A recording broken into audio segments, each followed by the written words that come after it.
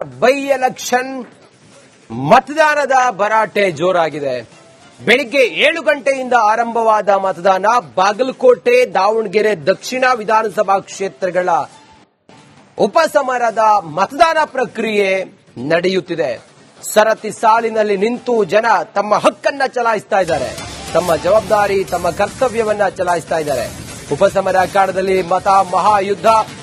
ದಾವಣಗೆರೆ, ಬಾಗಲಕೋಟೆಯಲ್ಲಿ ಬಿರುಸಿನ ವೋಟಿಂಗ್ ನಡೆಯುತ್ತಿದೆ.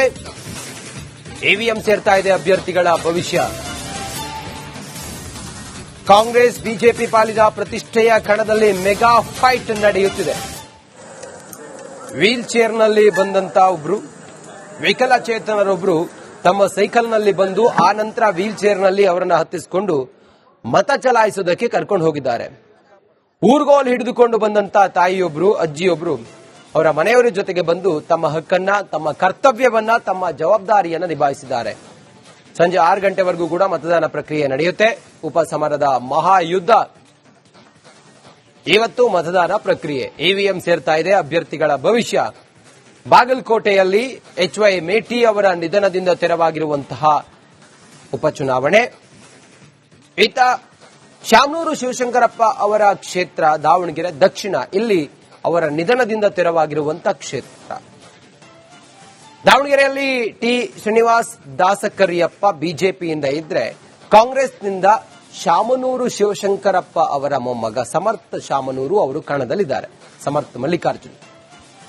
ಇದು ದಾವಣಗೆರೆಯ ಅಖಾಡವಾದ್ರೆ, ಬಾಗಲಕೋಟೆಯಲ್ಲೂ ಕೂಡ ಬಿರುಸಿನ ಮತದಾನ ಈಗ ನಡೆಯುತ್ತಿದೆ. ಬಾಗಲಕೋಟೆಯಲ್ಲಿ ಉಮೇಶ್ ಮೇಟಿ ಕಾಂಗ್ರೆಸ್ನಿಂದ ಕಣದಲ್ಲಿದ್ರೆ, ಬಿಜೆಪಿಯಿಂದ ವೀರಣ್ಣ ಚರಂತಿಮಠ್ ಅವರು ಕಣದಲ್ಲಿದ್ದಾರೆ. ಎರಡೂ ಕ್ಷೇತ್ರಗಳಲ್ಲಿ ಹೈವೋಲ್ಟೇಜ್ ಮತದಾನ ಪ್ರಕ್ರಿಯೆ ನಡೆಯುತ್ತಿದೆ. ಕಾಂಗ್ರೆಸ್ ಇದನ್ನ ಪ್ರತಿಷ್ಠೆಯಾಗಿ ಸ್ವೀಕರಿಸಿದೆ. ಬಾಗಲಕೋಟೆಯಲ್ಲಿ ಸಿಎಂ ಸಿದ್ದರಾಮಯ್ಯ ಚುನಾವಣೆಯ ಉಸ್ತುವಾರಿಯನ್ನ ಹೊಂದಿದ್ರೆ, ಬಾಗಲಕೋಟೆಯಲ್ಲಿ ಉಮೇಶ್ ಮೇಟಿ ಅವರನ್ನ ಗೆಲ್ಲಿಸುವಂತ ಜವಾಬ್ದಾರಿ ಸಿದ್ದರಾಮಯ್ಯ ಅವರು, ರಾಜ್ಯದ ಮುಖ್ಯಮಂತ್ರಿ ಸಿದ್ದರಾಮಯ್ಯ ಅವರು ತಮ್ಮ ಹೆಗಲಿಗೆ ಏರಿಸಿಕೊಂಡಿದ್ರೆ, ಈತ ದಾವಣಗೆರೆ ದಕ್ಷಿಣದಲ್ಲಿ ಸಮರ್ಥ ಮಲ್ಲಿಕಾರ್ಜುನ್ ಅವರ ಗೆಲುವಿನ ಜವಾಬ್ದಾರಿಯನ್ನ ಡಿಕೆ ಶಿವಕುಮಾರ್ ಅವರು ತೆಗೆದುಕೊಂಡಿರೋದ್ರಿಂದ ಎರಡೂ ಕ್ಷೇತ್ರಗಳಲ್ಲಿ ಗೆಲ್ಲಲೇಬೇಕಾದಂತಹ ಅನಿವಾರ್ಯತೆ ಕಾಂಗ್ರೆಸ್ಗಿದೆ. ಆದರೆ ಬಿಜೆಪಿಯನ್ನು ಕಮ್ಮಿ ಇಲ್ಲ. ಬಾಗಲಕೋಟೆಯಲ್ಲಿ ವೀರಣ್ಣ ಚರಂತಿಮಠ್ ಅವರ ಗೆಲುವಿಗೆ ಶತ ಪ್ರಯತ್ನವನ್ನ ಮಾಡಿದೆ. ಇತ್ತ ಶ್ರೀನಿವಾಸ ದಾಸಕರಿಯಪ್ಪ ಅವರ ಗೆಲುವಿಗೆ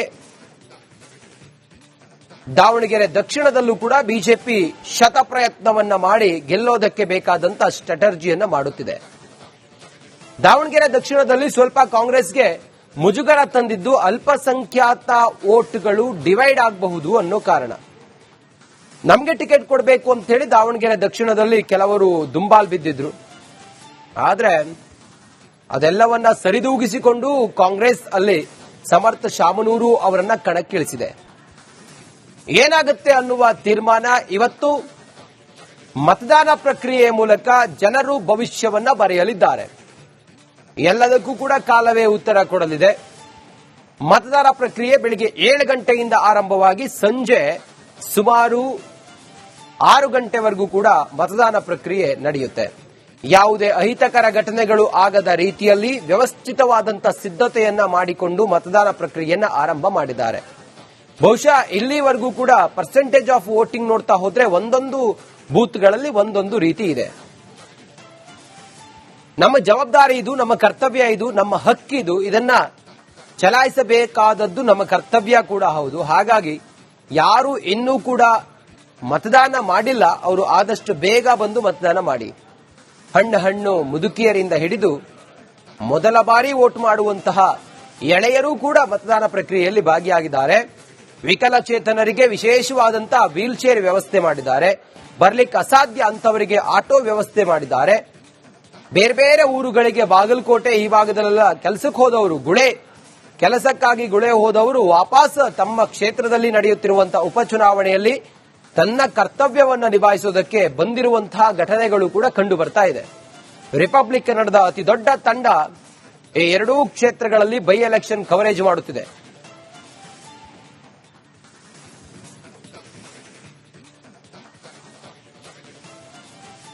ನಾನಾಗ್ಲೇ ಹೇಳಿದಾಗೆ ರಿಪಬ್ಲಿಕ್ ಕನ್ನಡದ ಅತಿ ದೊಡ್ಡ ತಂಡ ಈ ಎರಡೂ ಬೈ ಎಲೆಕ್ಷನ್ಗಳನ್ನ ನಿರಂತರವಾಗಿ ಅಲ್ಲಿನ ಚಿತ್ರಣವನ್ನ ಲೈವ್ ಕವರೇಜ್ನ ಮೂಲಕ ನಿಮ್ಮವರೆಗೂ ತಲುಪಿಸುವಂತ ಪ್ರಯತ್ನವನ್ನ ಮಾಡ್ತಾ ಇದೆ. ಅಗೈನ್ ಈಗ ದಾವಣಗೆರೆಯಿಂದ ಮಾರುತಿ ಬಿಎಂ ನಮ್ ಜೊತೆಯಲ್ಲಿ ನೇರ ಸಂಪರ್ಕದಲ್ಲಿದ್ದಾರೆ. ಮಾರುತಿ, ತಾವೀಗ ಯಾವ ಬೂತ್ನಲ್ಲಿದ್ದೀರಿ? ತಾವಿದ್ದ ಬೂತ್ನಲ್ಲಿ ಪರ್ಸೆಂಟೇಜ್ ಆಫ್ ವೋಟಿಂಗ್ ಎಷ್ಟು ಈ ಹೊತ್ತಿಗೆ? ವಿಶೇಷವಾದಂತ ಘಟನಾವಳಿಗಳಿಗೇನಾದ್ರೂ ಅಲ್ಲಿ ಸಾಕ್ಷಿ ಆಯ್ತಾ? Over to you Maruti.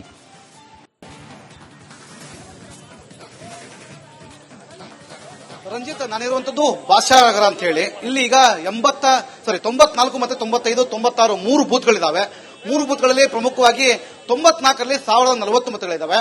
ಜೊತೆಗೆ 95ರಲ್ಲಿ 1025 ಇದಾವೆ. ಆದ್ರೆ ಮತದಾನ ಮಾತ್ರ 150, 200 ದಾಟ್ತಾ ಇಲ್ಲ. ಸದ್ಯ ನಾನು ಅದೇ ಬೂತ್ನ ಹೊರಗಡೆ ಆಗಿದ್ದೀನಿ. ಇಲ್ಲಿ ಜನ ಹೊರಗಡೆ ಕ್ರೌಡ್ ಇದ್ದಾರೆ. ಆದ್ರೆ ಮತದಾನ ಮಾಡಲಿಕ್ಕೆ ಮಾತ್ರ ಜನ ನೀರಸ ಪ್ರತಿಕ್ರಿಯೆ ಬೆಳಗಿನ ತೋರ್ತಾ ಇದ್ದಾರೆ. ಗ್ರಾಮೀಣ ಭಾಗದಲ್ಲಿ ಚೆನ್ನಾಗೇನೋ ಮತದಾನ ಆಗ್ತಾ ಇದೆ. ಆದ್ರೆ ಸಿಟಿ ಭಾಗದಲ್ಲಿ ಮಾತ್ರ ಕೇವಲ ಗುಂಪಾಗಿ ನಿಂತು ಮತದಾನ ಮಾಡಲಿಕ್ಕೆ ಮುಂದಾಗಿದೆ. ಕೇವಲ ಬೂತ್ನ ಆಚೆ ಮಾತನಾಡುವ ಕೆಲಸವನ್ನ ಜನ ಮಾಡ್ತಾ ಇದ್ದಾರೆ. ಯಾವುದೇ ಕಾರಣಕ್ಕೂ ಬೂತ್ನ ಒಳಗಡೆ ಬಂದು ಮತದಾನ ಮಾಡಲಿಕ್ಕೆ ಮುಂದಾಗ್ತಾ ಇಲ್ಲ ಅಂತ ಹೇಳ್ಬೋದು. ಭಾಷಾನಗರದಲ್ಲಿ ಸರಿಸುಮಾರು 1000ಕ್ಕೂ ಅಧಿಕ ಜನರು ಬೂತ್ನ ಆಚೆ ಅಂದ್ರೆ ಮಾತುಕತೆ ಮಾಡ್ಕೊಂತ ನಿಂತ್ಕೊಂಡಿದ್ರು. ಹೀಗಾಗಿ ಪೊಲೀಸರು ಕೂಡ ಮಧ್ಯಸ್ಥಿಕೆ ವಹಿಸಿ ಅವ್ರನ್ನೆಲ್ಲರನ್ನ ಹೊರಗೆ ಕಳಿಸುವ ಕೆಲಸ ಕೂಡ ಮಾಡ್ತಾ ಇದ್ದಾರೆ. ಪೊಲೀಸರು ಸದ್ಯ ದೃಶ್ಯದಲ್ಲಿ ನೋಡ್ತಿರುವ ಹಾಗೆ ಇಲ್ಲಿ ಬೂತ್ನ ಒಳಗಡೆ ಬಂದು ಮತದಾನ ಮಾಡೋದನ್ನ ಬಿಟ್ಟು ಆಚೆ ಏನು ಮಾಡ್ತೀರಿ ಅಂತ ಹೇಳಿ ಪೊಲೀಸರು ಅವರೆಲ್ಲವನ್ನು ಕಳಿಸುವಂತ ಕೆಲಸ ಮಾಡ್ತಾ ಇದ್ದಾರೆ. ಬೂತ್ನ ಆಚೆ ಜನರಿದ್ದಾರೆ. ಬೂತ್ನ ಒಳಗಡೆ ಬಂದು ಮತದಾನ ಮಾಡಲಿಕ್ಕೆ ಮಾತ್ರ ಮುಂದಾಗ್ತಾ ಇಲ್ಲ. 1040 ಮತದಾನ ಆಗಬೇಕಾಗಿದ್ದು ಕೇವಲ 180 ಆಗಿರುವಂತದ್ದು. ಜೊತೆಗೆ 1025 ಒಂದು ಮತದಾನ ಇದೆ. ಅಲ್ಲಿ ಕೂಡ ಕೇವಲ 100, 150, 200ಕ್ಕೆ ಮಾತ್ರ ಸೀಮಿತ ಆಗಿರುವಂತದ್ದು. ಗ್ರಾಮೀಣ ಭಾಗದಲ್ಲಿ ಜನರು ತಮ್ಮ ಕೆಲಸ ಕಾರ್ಯಗಳ ದೈನಂದಿನ ಕೆಲಸ ಕಾರ್ಯಕ್ಕಾಗಿ ಬೆಳಗಿಂದಾನೆ ಬಂದು ಕ್ಯೂನಲ್ಲಿ ಇಟ್ಕೊಂಡು ಮತದಾನ ಮಾಡ್ತಾ ಇದ್ದಾರೆ. ಆದರೆ ಸಿಟಿ ಭಾಗದಲ್ಲಿ ಮಾತ್ರ ಜನರು ಮತದಾನ ಮಾಡ್ಲಿಕ್ಕೆ ಬರ್ತಿಲ್ಲ ಅಂತ ಹೇಳ್ಬೋದು. ಭಾಷಾನಗರದ 3 ಬೂತ್ಗಳೇನಿದಾವೆ, ಇಲ್ಲಿ 3 ಬೂತ್ಗಳಲ್ಲಿ ನೀರಸವಾದ ಪ್ರತಿಕ್ರಿಯೆಯನ್ನ ಜನರು ತೋರ್ತಾ ಇದ್ದಾರೆ. ಬೇಗ ಬರ್ತಾ ಇಲ್ಲ, ಮತದಾನ ಮಾಡ್ತಾ ಇಲ್ಲ. ಗಂಟೆ 11 ಆಯಿತು. ಪರ್ಸೆಂಟೇಜ್ ಆಫ್ ವೋಟ್ 9.3 ಆಗಿರುವಂತದ್ದು. ಇಷ್ಟಾದ್ರೂ ಕೂಡ ಜನ ಮತದಾನ ಮಾಡಲಿಕ್ಕೆ ಮುಂದೆ ಬರ್ತಾ ಇಲ್ಲ. ಇನ್ನು ಫಸ್ಟ್ ಟೈಮ್ ವೋಟಿಂಗ್ ಮಾಡುವಂತ ಜನರು ಕೂಡ ಬರ್ತಾ ಇದ್ದಾರೆ. ಜೊತೆಗೆ ವಯೋವೃದ್ಧರು ಬರ್ತಾರೆ. ಯುವಕರು ಮಾತ್ರ ಯಾವುದೇ ಕಾರಣಕ್ಕೂ ಮತದಾನ ಮಾಡಲಿಕ್ಕೆ ಮುಂದಾಗ್ತಿಲ್ಲ ಅಂತ ಹೇಳ್ಬೋದು. 65% ಪ್ರತಿ ಬಾರಿ ಆಗುವಂತ ಏರಿಯಾ ಇದು. ಆದ್ರೂ ಕೂಡ ಇಲ್ಲಿ ಮತದಾನ ಮಾಡಲಿಕ್ಕೆ ಜನರು ಮುಂದಾಗ್ತಿಲ್ಲ. ನಾನಿರುವಂತಹ ಜಾಗದಿಂದ ಸ್ವಲ್ಪ ದೂರದಿರುವಂತದ್ದು ಬೂತ್. ಅದು ಆ ಬೂತಿನ ಆಚೆ ರಸ್ತೆಯಲ್ಲಿ ಜನ ಓಡಾಡ್ತಾ ಇದ್ರೆ ಹೊರತು ಬೂತ್ನ ಒಳಗಡೆ ಬರಲಿಕ್ಕೆ ಮುಂದಾಗ್ತಾ ಇಲ್ಲ. ಒಂದಿಷ್ಟು ಜನ ಮಾತ್ರ ಬೂತ್ ಒಳಗಡೆ ಬಂದು ಮತದಾನ ಮಾಡ್ತಾ ಇದ್ರೆ, ಇನ್ನು ಅತಿ ಹೆಚ್ಚು ಮುಸ್ಲಿಂ ಧರ್ಮದ ಜನ ಏನಿದ್ರೆ ಅವರು ಕೂಡ ಮತದಾನ ಮಾಡಲಿಕ್ಕೆ ಮುಂದಾಗ್ತಾ ಇದ್ದಾರೆ.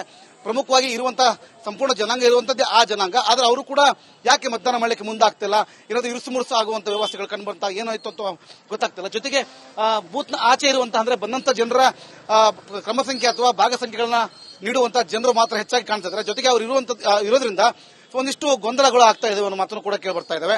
ಹೀಗಾಗಿ ಪೊಲೀಸರು ಕೂಡ ಸ್ಥಳದಲ್ಲೇ ಇದ್ದು ಅವರೆಲ್ಲರನ್ನ ಆಚೆ ಕಳಿಸುವ ಕೆಲಸ ಕೂಡ ಮಾಡಲಿಕ್ಕೆ ಮುಂದಾಗ್ತಿದ್ದಾರೆ. ರಂಜಿತ್, ಓಕೆ, ಥ್ಯಾಂಕ್ ಯು ನಿಮ್ಮೆಲ್ಲ ಮಾಹಿತಿಗಾಗಿ.